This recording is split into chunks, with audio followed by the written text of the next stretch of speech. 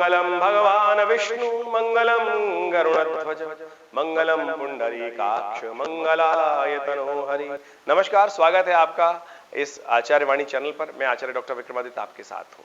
आज का विषय है मिथुन राशि वालों के लिए 14 जून की ग्रहों की स्थिति को समझें। तो 14 जून के लिए ग्रहों की स्थिति दिखाती है, पंचांग कहता है कि उस दिन एकादशी तिथि और कृष्ण पक्ष की शुक्ल की एकादशी आषाढ़ की, और उस दिन बुधवार का अवसर, और साथ साथ योगिनी एकादशी है। भगवान विष्णु की पूजा करने का अद्भुत दिन। भगवान विष्णु की कृपा के लिए इस दिन विशेष तौर पर कलिकाल में कहा गया है कि इस दिन का व्रत तो कम से कम अवश्य रखने का प्रयास करना चाहिए हर व्यक्ति को। इससे शारीरिक तौर पर भी व्यक्ति स्वास्थ्य प्राप्त होता है और साथ साथ संसार में कीर्ति प्राप्ति के योग बन जाते हैं, कष्ट निवारण के योग बन जाते हैं और साधना तप अपने आप हो जाता है।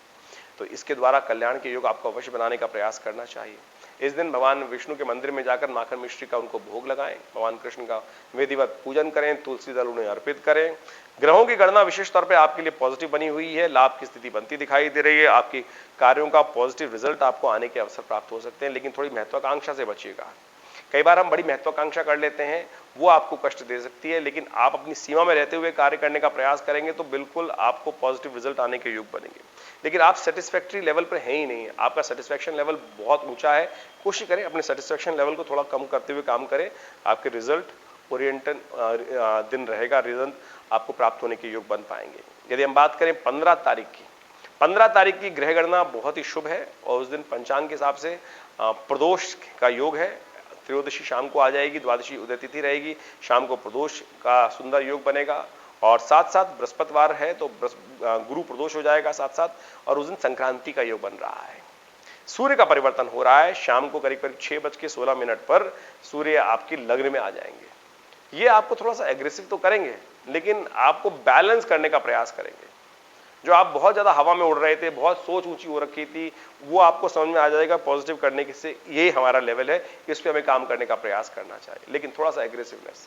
ये बताता है कि आपको परोपकार करने से ही लाभ प्राप्त होगा। जितना परोपकार का कार्य करेंगे उतना लाभ प्राप्त होगा। हमने अलग से एक वीडियो भी बनाया है इसके ऊपर, वो आप जाके देख सकते हैं कि सूर्य मिथुन राशि वालों के लिए मिथुन में आने पर क्या करेंगे, 1 महीने तक रहेंगे यहाँ पर, ये 30 दिन आपके लिए कैसे रहेंगे, इसके लिए अच्छे समझ सकते हैं आप जाकर।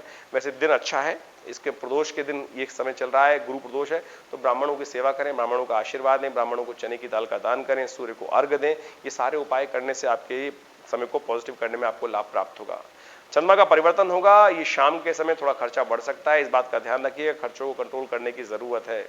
बुध के साथ जाकर चंद्रमा आपके 12वें भाव में बैठेंगे, ये खर्चे बढ़ाएंगे, जुर्माने कराएंगे, इस बात से ध्यान सावधान रहें कि इसलिए बेकार के कामों में लिप्त ना हो, ये आपके लिए बहुत जरूरी है। हम 16 तारीख की बात करें तो 16 तारीख की ग्रह गणना विशेष तौर पर दिखाती है कि त्रयोदशी तिथि, और त्रयोदशी तिथि के साथ साथ इस दिन विशेष तौर पर शाम को चतुर्दशी का आगमन हो जाएगा, तो मासिक शिवरात्रि बन जाएगी, शुक्रवार का अवसर है। तो ऐसे में बहुत जरूरी है कि आप महालक्ष्मी कृपा प्राप्त करने के निमित्त, चंद्रमा थोड़े कमजोर चल रहे हैं और ऐसे में महालक्ष्मी कृपा प्राप्त करने के लिए सुबह सुबह एक काम करें, भगवान शिव का ध्यान करते हुए उनको बिल्वपत्र अर्पित करें उनका अभिषेक करने के उपरांत। ये बड़ा छोटा सा टोटका है, महालक्ष्मी कृपा प्राप्त करने का बड़ा सुंदर साधन है, इसको अवश्य करें। देखिए चंद्रमा कमजोर है, खर्चे बढ़ने के योग हैं, स्वास्थ्य पर भारी है दिन, तो विशेष तौर पर ध्यान रखते हुए कार्य करें तो आपके लिए अनुकूल हो सकता है समय। शिव का ध्यान करने से समस्त प्रकार के आशीर्वाद मिल जाते हैं। महालक्ष्मी प्राप्त करने के लिए भी बिल्वपत्र अर्पित करने का रास्ता हमने आपको बता दिया। शास्त्र कहता है कि अखंडैव बिल्वपत्रैः च पूजये शिव शंकरम कोटि कन्या महादानम बिल्वपत्रम शिवार्पणम। तो इस शुभ तिथि का लाभ लें। भद्रा है इस दिन, सुबह 8:34 से लेकर रात्रि के 9 बजे तक कार्य के आसपास रहेगी, तो कोशिश करें नए कार्य को आरंभ करने से बचें, ये बहुत जरूरी है। 17 जून की तिथि है, विशेष तौर पर बड़ी इंपॉर्टेंट। इस दिन शनि बदल रहे हैं अपनी चाल, शनि महाराज मार्गी चलते चलते वक्री हो जाएंगे, तो ऐसे में बड़ी सावधानी के साथ आपको कार्य करने की जरूरत है। इस दिन अमावस्या भी है, शनिवार है, तो कोशिश ये करें शनि को प्रसन्न करने का प्रयास करें। शनि अमावस्या विशेष तौर पर बड़ी शुभ होती है, उसको प्रसन्न करने के लिए, उसके कष्टों को दूर करने के लिए, और शनि परिवर्तन जो मार्ग हो रहा है उसमें विशेष तौर पर शनि को प्रसन्न करने के लिए हनुमान जी के मंदिर में जाकर हनुमान जी को चोला चढ़ाएं, तेल का दान करें। शनि का मार्ग परिवर्तन, राशि परिवर्तन जो हो रहा है विशेष तौर पर बड़ा एग्रेसिव होगा। ऐसे में धर्म कार्य में अपने आप को लिप्त रखेंगे तो शनि महाराज आपके पॉजिटिव चेंजेस लाने के योग बनाएंगे। हमने एक अलग से वीडियो भी बनाया है इसके ऊपर, शनि वक्री। कई लोग आपको कह रहे होंगे, आपने सुना होगा कि शनि महाराज वक्री होंगे तो आपके भाग्य को सुला देंगे, भाग्य में उल्टी चाल चल देंगे। अरे कुछ नहीं करेंगे, शनि बहुत अनुकूल रहेंगे। कुछ खास उपाय कर कर आप अपने शनि को और अनुकूल कर सकते हैं। शनि को मनाएं, सदा सुख पाएं, इस बात का ध्यान रखें। हमने अपने आचार्य वाणी चैनल पर एक अलग से वीडियो बनाया है कि विशेष तौर पर मिथुन राशि वालों के लिए शनि भाग्योदय कारक योग बनाने वाले हैं वक्री होकर। उसको आप समझ लें, देख लें, देखिए पॉजिटिव चेंजेस होंगे। इस दिन अमावस्या है, इस बात का ध्यान रखिएगा। मिथुन राशि वालों, उस दिन अवश्य विशेष तौर पे अवश्य एक काम करें, अपने पितरों के निमित्त तर्पण करें और कुछ किसी ब्राह्मण को भोजन कराएं, गऊ को ग्रास डालें। ये आपके पितरों के निमित्त आपके कार्यों को पॉजिटिव करने के लिए, पितृ ऋण से निवृत्त करने के अच्छे योग बनेंगे। यदि हम 18 जून की बात करें तो 18 जून को रविवार का अवसर है, उस दिन उदय तिथि अमावस्या है। इस दिन गायत्री का पाठ अवश्य करना चाहिए, सूर्य को जल देना चाहिए।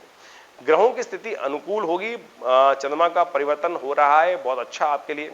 सुबह सुबह 5:13 पर चंद्रमा मिथुन में आ जाएंगे और लग्न में आ जाएंगे सूर्य के साथ। ये आपके लिए एक तरह से पॉजिटिव होगा, आपके खर्चों को कंट्रोल करने वाला रहेगा, आपके मनोमस्तिष्क में एग्रेसिवनेस को शांत करने वाला रहेगा।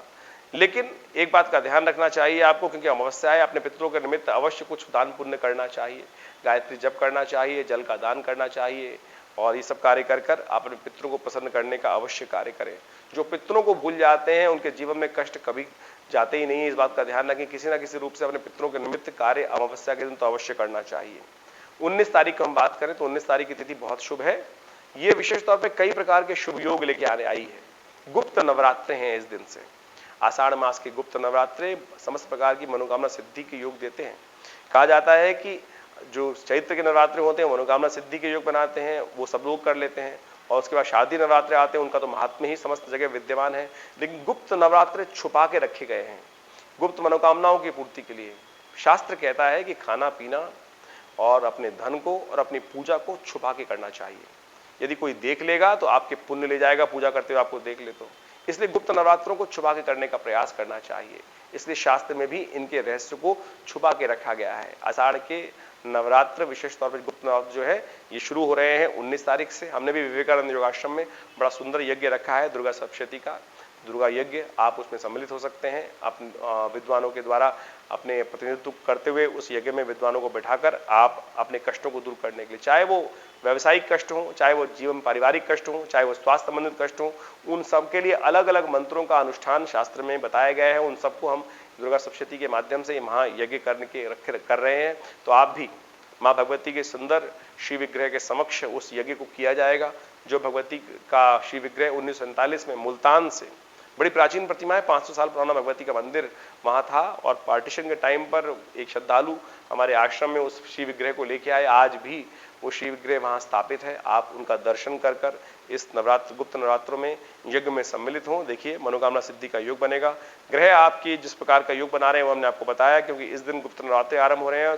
प्रतिपदा के दिन ही चंद्रमा का दर्शन भी शाम को हो रहा है, तो बड़ी सुंदर तिथि का निर्माण है। इस शुभ मुहूर्त में यज्ञ कर लेने से मनोकामना सिद्धि के अद्भुत योग बन जाते हैं। तो इस मुहूर्त को जाने नहीं देना चाहिए ऐसे ही व्यर्थ में, अन्यथा देखिए समय है निकल जाता है। जो समय के अनुकूल ज्ञान के अनुसार से कार्य कर लेते हैं उनकी मनोकामना सिद्धि का योग बन जाता है। तो अवश्य करें, इससे लाभ प्राप्त होगा।